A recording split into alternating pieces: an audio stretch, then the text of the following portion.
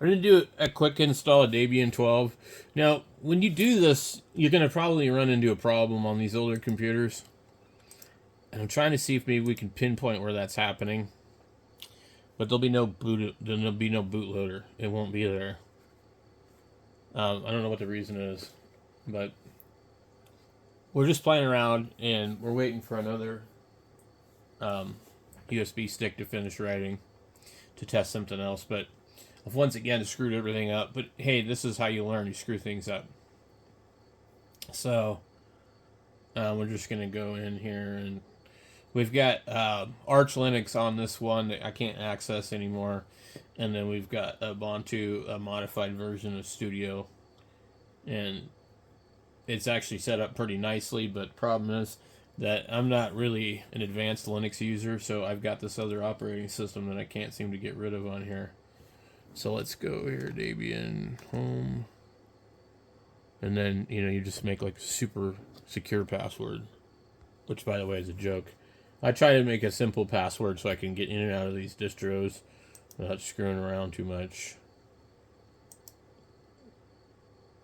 I should probably go back and add a name. A user account will be created for you instead of the root account for non-administrative activities.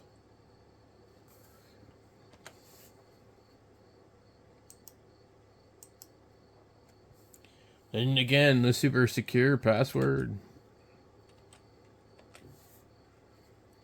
Twice.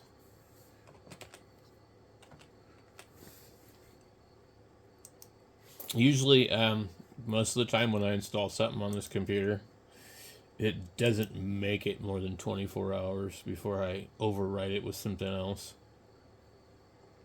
Usually I don't install it at all.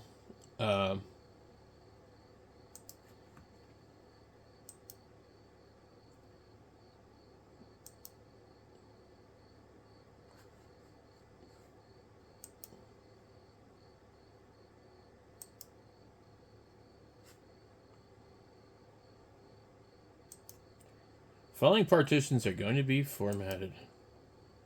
Yeah, we know. So once this thing gets done, the last 2 times I've installed this, there's been absolutely no bootloader. And then I would take the same disk and go in and hit the rescue system and then add grub.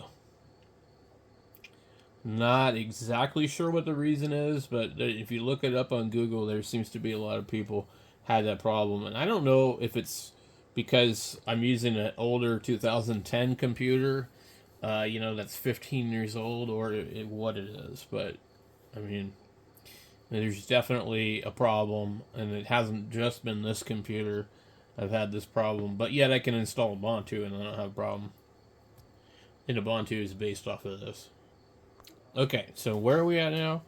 A network mirror can be used to supplement the software that is included on the installation media. This may also make newer versions of software available. You are installing from a DVD image you know it contains a large use a network mirror. I'm going to say no. I haven't tried it that way before, but I just would rather not. Because it still wants to download a bunch of updates afterwards. I downloaded a pretty large image, like, I don't know, something like 5 or 6 gigabytes. I mean, like, come on, man, just run the damn thing. And then maybe, I definitely don't want that. I don't want anything that reports back to other places because it uses data. Okay, so now we have the option of either we could use GNOME Flashback, KDE Plasma, Cinnamon, XFCE. At the moment, the core system is installed. Tune the system to your needs. You can choose to install one or more of the following predefined collections of software. One or more. So I think when you just boot up, you just select a different desktop. So let's try this and this. Can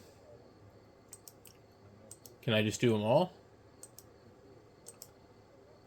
Just out of curiosity.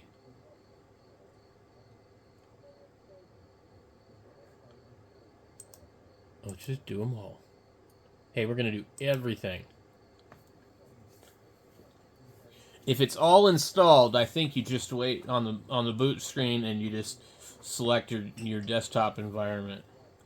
So I've never tried this before, but I noticed that in Arch Linux, in some of the videos when people would add other stuff, and then they would boot in and decide which desktop they wanted on the login screen. So we'll try it.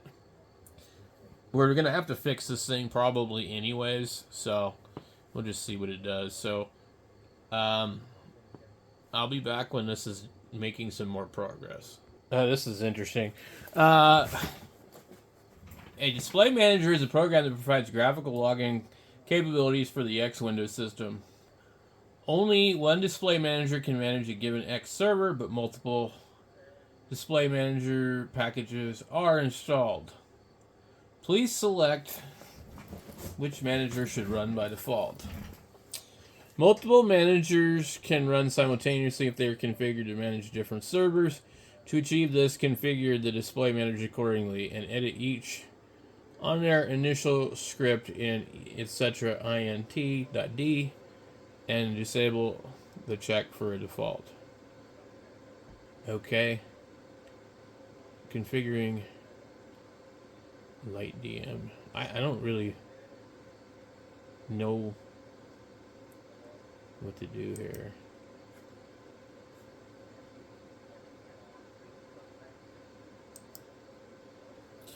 Alright, well, whatever. I guess we'll figure it out when something doesn't work, right? Okay, what does it say? Installation is complete, so it's time to boot into your new system. Make sure to remove the installation media so you boot into your new system rather than restarting the installation. Okay. So I'm going to predict this is not going to work, but let's go ahead. And we'll see what it does.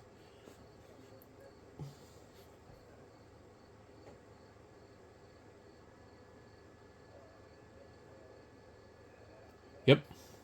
So you run into this problem every single time. So we put the boot stick back in. And we'll restart it. And it should boot from it. I don't know why this is a problem. Like, it doesn't make any sense. You would think they would have fixed this by now, but it must be something related to the machine. Okay, so we got to go down here and do that. And graphical rescue mode. There's more than one. They're both kind of graphical, but one's a little bit better than the other.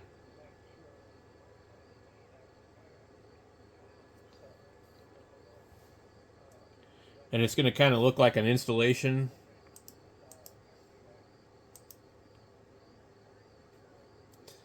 And then it's going to detect the stuff. And then, depending on how many crazy ass partitions are on here, it makes it a little harder to figure out. But this is what I've had to do every single time on this computer and other computers to get Debian to work. I don't know why.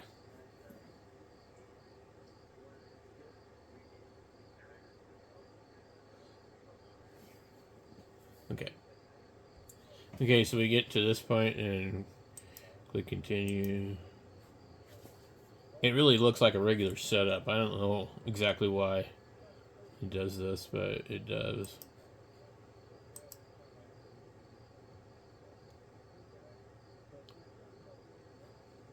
Okay, so now you kind of got to get an idea of, like, well, which one am I on?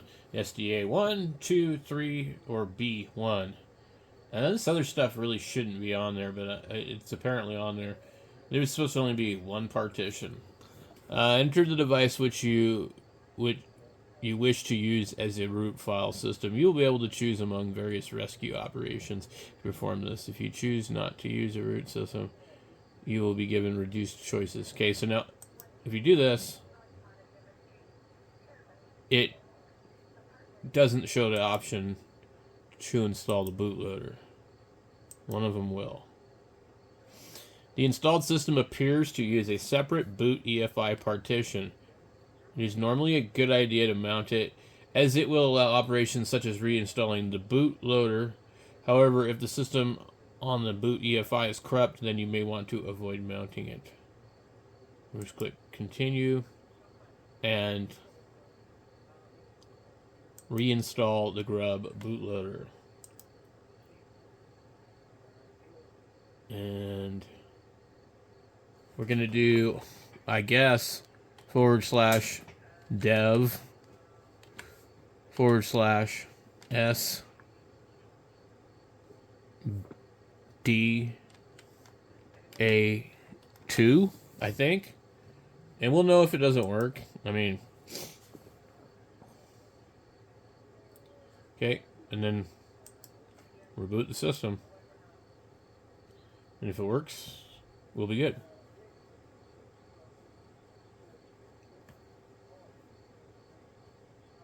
Now, I did leave the stick in, which caused that problem.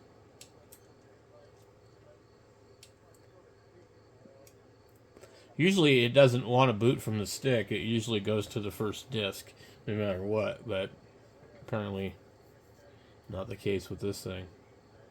So that did not work. So we have to do it again. Okay, we're going to go back in here. We do it all over again. There is a grub line coming in here, and technically you can fix it from there, but I don't know how to do that. We're just going to fast track this. It doesn't take that long.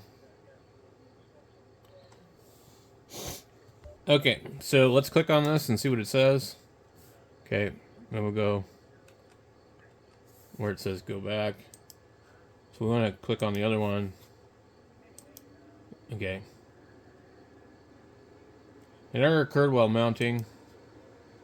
So see this, once you get that kind of thing, you get this menu. Let's try this one. Yeah, same thing. Go back. Continue. Okay, so that one won't let us do anything for some reason. But I think that it needs to be on SDA1 because SDA2 is actually the root system. So I think that's where I screwed up. Okay. So we want /dev /SDA1. That's where we want it at. Continue. Okay.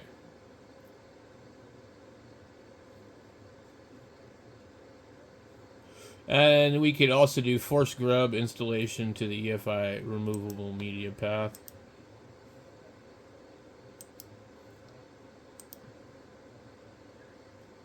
And I don't know which one actually works, but that's what I did last time I did both of those things. And at that time it worked. So we'll see if it works this time. Yep. So one of those two things worked. But I didn't want to go back through here and do it twice to figure out which exact one was actually making the correction.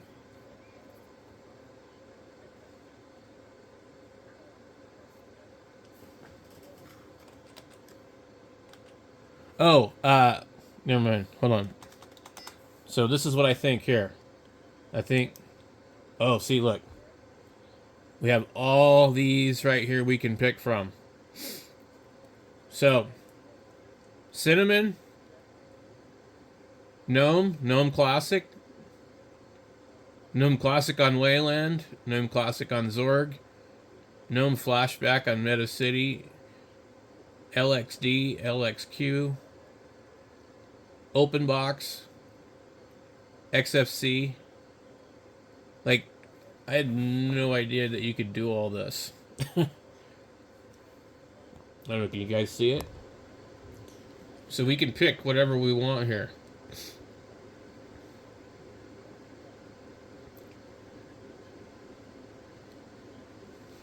I mean, it's a lot of choices.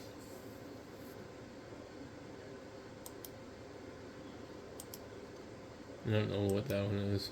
Large text, high contrast. So,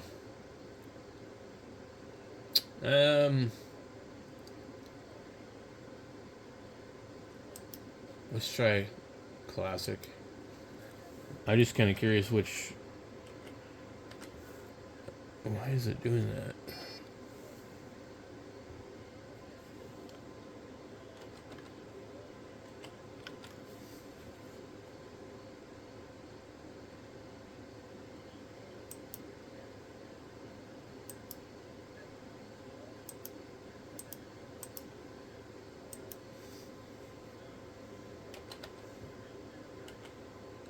It's weird.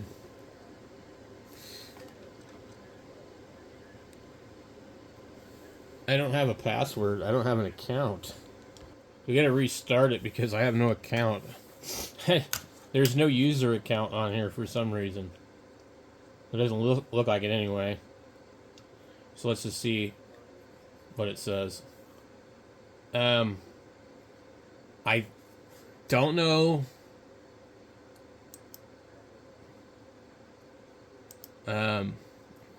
I don't remember having to be required to put a name in for account, but I guess we'll see. Usually it puts that in there for you. I'm like, good thing I remembered what it was. Okay. So this is GNOME Classic. That's pretty crazy.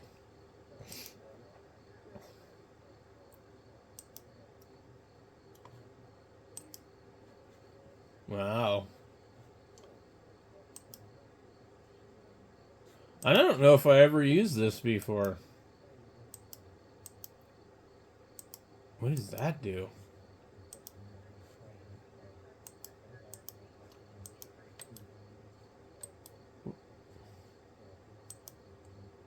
Interesting.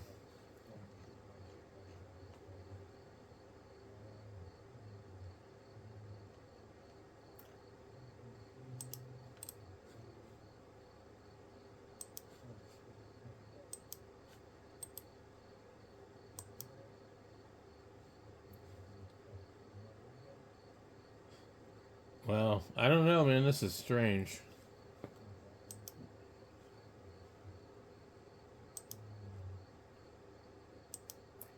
Definitely don't want the screen blanking.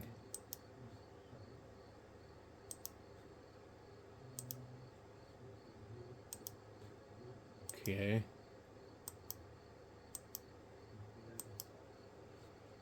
Interesting. What is it going to tell me here?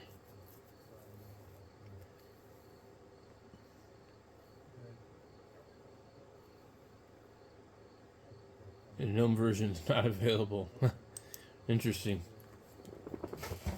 It's a pretty interesting desktop, though. I mean, like, I don't really remember ever using this one.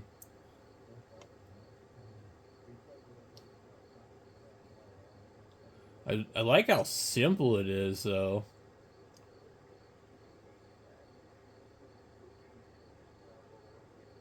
Wow.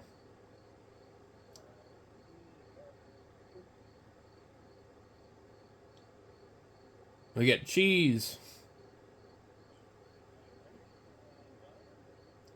What do you guys think of this? GNOME Classic. Let me know.